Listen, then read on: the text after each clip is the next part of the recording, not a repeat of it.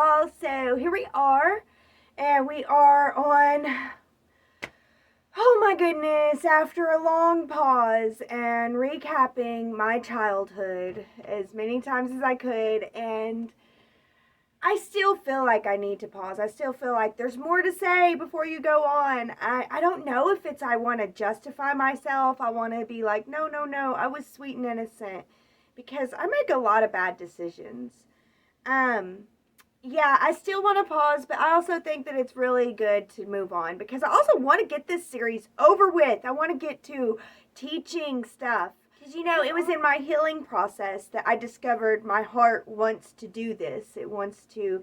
She wants to teach on YouTube. And I was just like so not in it at all. And I had to get myself on board. And then I had to ask God. And whenever I asked God, they said, yes, testimony first. And to me, like I have this knowing and an understanding of my testimony is my story. And that's what, to me, Spirit meant by testimony first. And so I'm doing this testimony first. And I'm learning and I'm growing so much. And the saying in the Bible is they overcome by their testimony. And I feel like I'm overcoming with my testimony. These are trying times that we're living in, y'all. It really is trying times. And as I am telling my testimony, I am gaining strength and I'm gaining the passion and desire to be able to overcome these times. So it's really neat how that works. And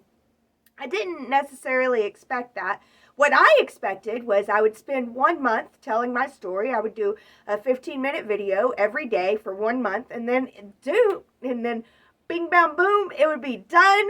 And I would be able to move on to teaching about astrology, and I would be able to move on to teaching about your intuition and building your intuition and how astrology and psychology and spirituality and science, they all work together and just teaching, That's where I want to be, but I also feel like I'm not there yet. I'm not really there yet. And looking around at how people treat teachers, it's really kind of scary to step into that role, honestly.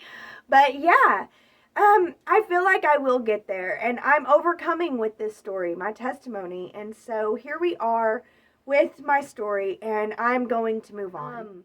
One thing that I do want to say before I move on, and there's a whole lot of things I want to say before I move on. Like I said, I guess I really want to say, I wasn't so bad, but you'll see. I don't like me in my 20s. I could have done so much better. But anyway, I wanted to be a mom. I wanted to be a mom so much. And whenever I got to be around 13, these kids on my bus, they needed a babysitter for a couple hours after school. And so I applied for that job and I got it, and I felt so grown up. And then after that, at my mom's, in the ghetto, there was places across the street, they needed a babysitter, and I was able to be there for them. And I always took really low pay. Like, it didn't matter to me. I was so happy to be there and to serve in that way. And I felt like I gained a lot of knowledge about how to be a mom, because I knew that my mother was not a good mother and I couldn't look to her for how to be a mom. So I had to look outside, and I had to gain also that knowledge. Experiential knowledge is priceless, y'all. There's nothing better than experiencing the knowledge that you have. Once you experience it, you know. And I think that's a lot what this story for me is all about. I'm experiencing the understanding of how my testimony, my story, helps me overcome these trying times. So it's really cool. Experiential learning is the best. It's the bee's knees, guys. You really got to get you some.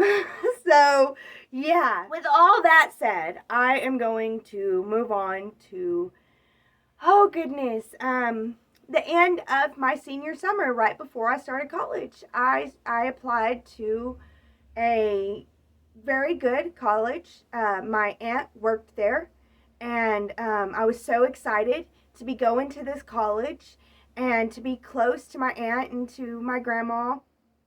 Also, that summer was the summer that Zach had completely dumped me and left me, and I was really depressed right before school started. I was really, really bad depressed. I was staying at my dad's trailer, and I was crying so much, just always crying in my bed and crying so much so that, I mean, even my stepmom, the one who hated me, she came in there and gave me comfort and was, saying that she's worried about me. And I realized that, I can't just stay in this room and cry all the time. It's not like I realized I could get over this stuff, but I realized I can't stay in my room and cry all the time. And so I pulled myself together and I found out that my ex-stepdad, my brother's dad, my brother's father, who now had a daughter, he was living on a lake, okay? And I asked him if I could come and stay with him. It's just a little one-bedroom place. I stayed on the couch every night. And his daughter would come over there all the time. I loved and adored her. And we would play and I would help her swim. And it was a lot of fun. And it helped me get out of my depression. And I found out that the dorm rooms that, I applied for dorm rooms, financial aid, all kinds of stuff. And the dorm rooms that I was assigned to were not ready yet. And so I had to wait a couple weeks into school starting. And so I asked him if I could stay with him. And he was like, yeah, sure, no problem. And lo and behold, who shows up there but Zach himself. And this is whenever my stepdad first got to meet Zach. And after Zach left, my stepdad was like, oh my gosh, what a loser. Where did you find that loser? Like the biggest loser ever. And I mean, it's not necessarily after he left. He also told him to his face, he was like, what do you want? I mean, my stepdad was very blunt, and he's not the type to talk bad behind your back. He'll talk bad to your face, too.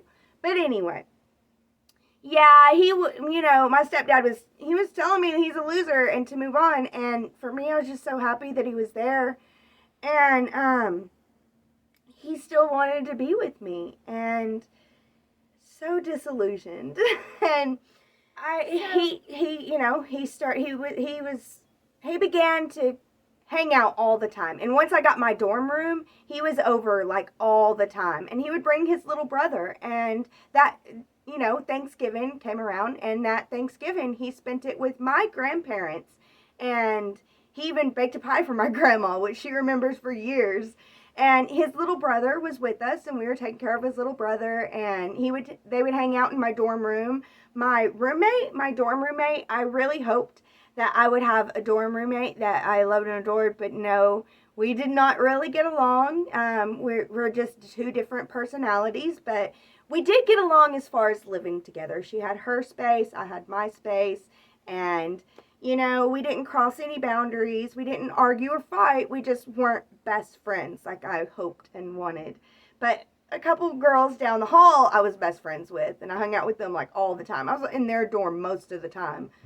But yeah, when Zach would come over, I would always hang out with him. And he told me that he was going to jail because previously, and the way that our court system works is that you do the crime and then you don't get caught for a while after, if you get caught. And so it's not like it's always like right away. So what Zach had done was previously, back whenever we were together, he thought that it would be really cool and would show his skill and I guess his knowledge and prowess, I don't know. But he thought that it would be really neat to steal a carburetor off of a cop car. And so he did.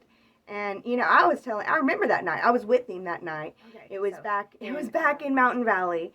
And we were I was staying at his cousin's house. And he came over at night and he had this idea. And, he was talking to everybody. He was telling everyone.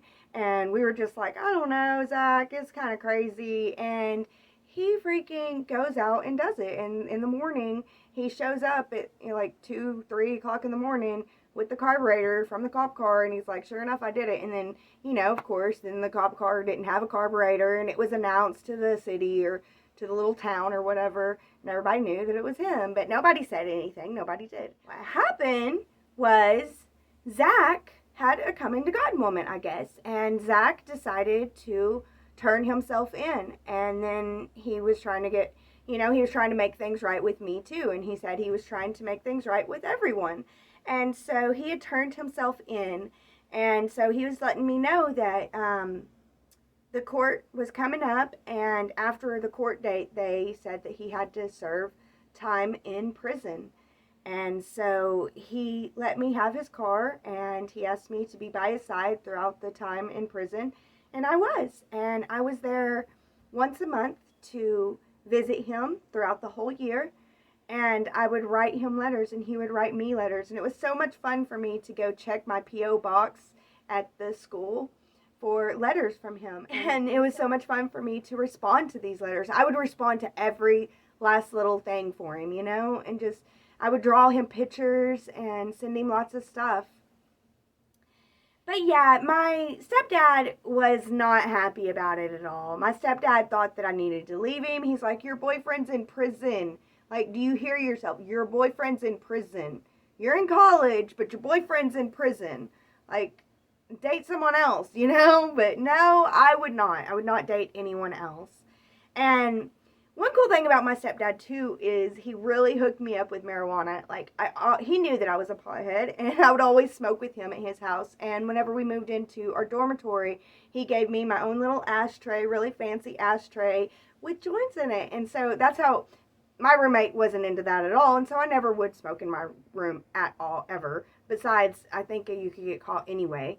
So I met a friend down the hall, and me and her were like best buds, and we would go to the softball area and sit in the dugout and smoke. No one would be there at the times that we were there, and it was a lot of fun. Sometimes we would go outside and climb on top of the roof of the dorms and smoke up there too. So it was a lot of fun doing that too. And my senior year, I really did really focus on schoolwork and being there for Zach, because I really thought, I was absolutely certain that if I proved myself to him at the end of this year, he's going to want to marry me. And I don't even know why I wanted to marry him. But I knew that if I proved myself to him at the end of this year, he would want to marry me. And I also started hanging out with his friends. I would go to Spring City on the weekends, and because this town was far away, and I would hang out with his friends the weekends that I didn't go all the way down south to see him in the prison. And to see him in the prison was really crazy, because it was like a 4-hour drive and then a 4-hour drive back, but yeah, I would do this 4-hour drive, and I would have to go through security and everything, and then I would sit down and be able to talk to him for a little while. We'd get to hold hands, but nothing else. And one day he asked me he was like, wait this amount of time, and he told me which window would be his, and he told me to go around front and to flash, and I did, and that was a test, and I failed that test. He let me know that I failed that test. By doing that, I proved to him that I am a slut, and I was hoping that by doing it, I would prove to him that I was loyal, but I did not prove my loyalty to him. I proved that I'm a slut, and it was a mistake, and it is what it is. But yeah, so, yeah, a lot of that is my freshman year of college, and on the next one, I will refresh my freshman year of college, and we will really get into, my adulting years. So here we go, guys. Thank you guys so much for being here. I'm so glad that you're watching this. I can't believe that you're watching this, but thank you. Truly, thank you guys so much. You mean the world to me. And, yeah, as always, be blessed with love. That's all she got.